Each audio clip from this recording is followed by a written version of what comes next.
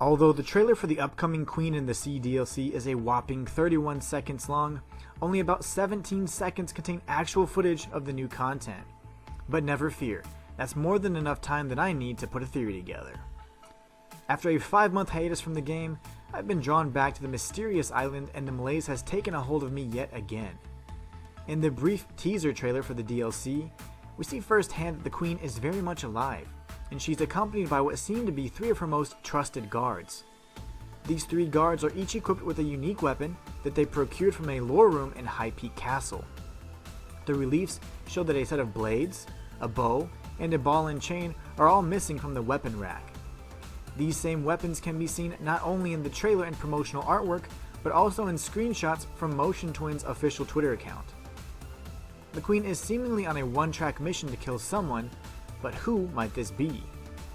If it isn't obvious enough at this point, the main protagonist with many titles, including the Beheaded and the Prisoner, is in fact the king of the island that he seeks to kill. The two are actually one and the same, and ironically enough, the Beheaded was one of the last people to discover this important detail. With that being said, it's safe to say that the Queen is directing her kill orders at the king, aka the Beheaded, for reasons that are yet to be confirmed. I do, however, have a theory that involves a love triangle with the Royal Gardener, also known as the Scarecrow, and a revenge plot that involves the Queen taking refuge in the light tower near the Undying Shores. One last important detail I'd like to mention is the fact that the Queen seems to possess a head almost identical to the Beheaded.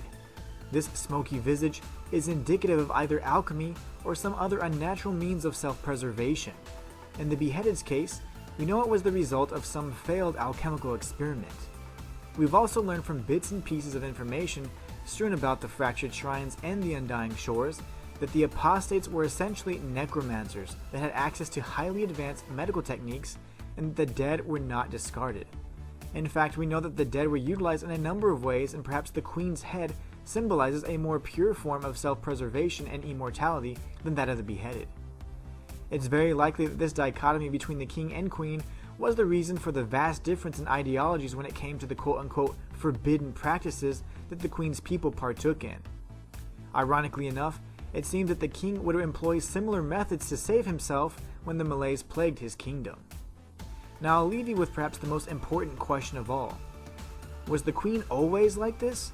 Or did something happen to force her to take these desperate measures to survive and exact her revenge?